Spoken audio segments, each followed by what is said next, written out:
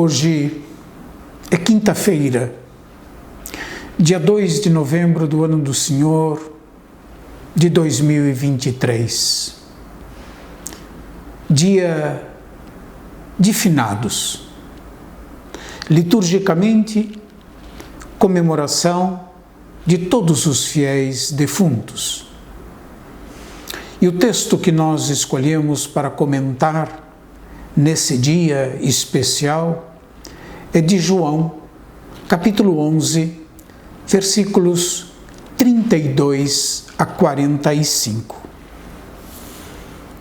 Chegando ao lugar onde Jesus estava, Maria, vendo-o, prostrou-se a seus pés e lhe disse: Senhor, se estivesses estado aqui, meu irmão não teria morrido. Quando Jesus a viu chorar, e também os judeus que a acompanhavam, comoveu-se interiormente e ficou conturbado. E perguntou: Onde o colocastes? Responderam-lhe: Senhor, vem e vê. Jesus chorou. Diziam então os judeus: Vede como ele o amava. Alguns deles disseram: Esse que abriu os olhos do cego, não poderia ter feito com que ele não morresse? Comoveu-se de novo Jesus e dirigiu-se ao sepulcro. Era uma gruta com uma pedra sobreposta. Disse Jesus: Retirai a pedra. Marta, a irmã do morto, disse-lhe: Senhor, já cheira mal, é o quarto dia. Disse-lhe Jesus: Eu não te disse que se creres verá a glória de Deus? Retiraram então a pedra. Jesus ergueu os olhos para o alto e disse: Pai, dou-te graças porque me ouviste. Eu sabia que sempre me ouves, mas digo isso por causa da multidão que me rodeia, para que creiam que tu me enviaste. Tendo dito isso, gritou em alta voz: Lázaro, vem para fora. O morto saiu com os pés e mãos enfaixados e com o rosto recoberto com um sudário. Jesus lhes disse: Desatai-o e deixai-o ir. Muitos dos judeus que tinham vindo à casa de Maria, tendo visto o que ele fizera, creram nele. O fundamento da fé da Igreja é a ressurreição de Jesus Cristo. A celebração da memória de todos os fiéis defuntos é ocasião para suplicar a Deus a graça da fé na ressurreição de Jesus Cristo, condição para crermos na Páscoa eterna daqueles que já partiram deste mundo. Essa comemoração de todos os fiéis defuntos é a oportunidade de fazer memória agradecida de todas as pessoas que de algum modo passaram pela nossa vida. E há tantas pessoas, há tantos belos exemplos de vida cristã, de amor fraterno das pessoas que já nos deixaram e já contemplam Deus face a face. Agradeçamos por elas. Agradeçamos por aquelas marcas positivas que elas deixaram em nossas vidas, pelo exemplo que nos estimula e motiva a viver com gratidão e fazendo o bem. Neste dia de finados, a Igreja nos oferece vários textos para escolher. Nós optamos por esse texto de João, capítulo 11, versículos 32 a 45, que é uma catequese sobre a ressurreição. Nosso relato tem uma extensão maior do que os versículos escolhidos para a liturgia de hoje. Poderíamos tomar todos, se vocês quiserem, todo o trecho. João 11, versículos 1 a 45. E o nosso texto está situado na primeira parte do Evangelho segundo São João, denominada de Livro dos Sinais. O primeiro sinal de Jesus, ele o realizou em Caná da Galileia, que é as bodas de Caná, João 2, 1 a 11. O episódio de Lázaro, libertado das amarras da morte, é o 7º sinal realizado pelo Senhor. Isso significa, sendo o 7º sinal, que ele é a plenitude dos sinais, ou seja, o sinal por excelência.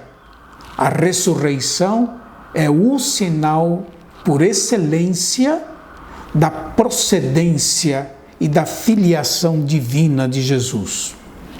Vale recordar que a finalidade dos sinais no Evangelho segundo São João é conduzir os discípulos e o leitor do Evangelho, a nós todos, porém, à fé em Jesus Cristo. No capítulo 20 do Evangelho segundo São João, versículos 30 e 31, nós podemos ler: Jesus realizou ainda diante dos discípulos muitos outros sinais que não estão escritos neste livro. Esses, porém, foram escritos para que creiais que Jesus é o Cristo, o Filho de Deus, e para que, crendo, tenhais a vida em seu nome.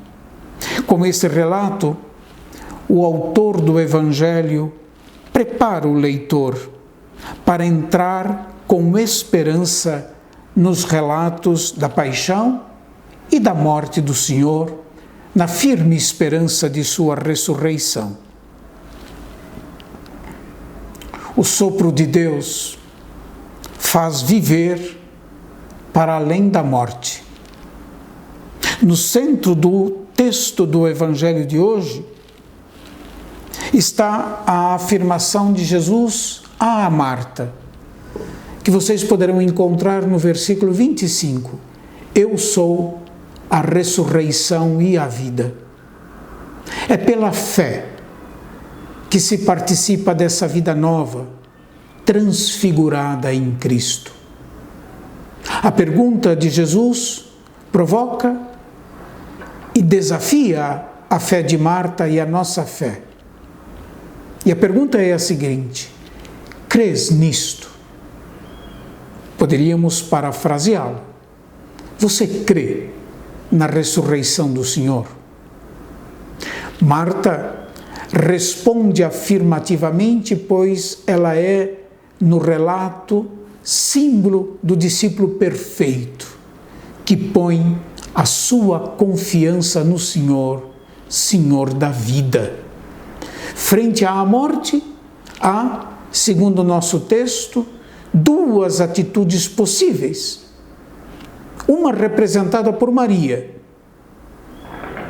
e a outra por sua irmã Marta. Ficar prisioneiro do círculo da morte e do luto, como é o caso de Maria, ou romper com este círculo pela adesão ao Senhor da vida. Essa é a alternativa que se nos apresenta diante do inevitável da morte.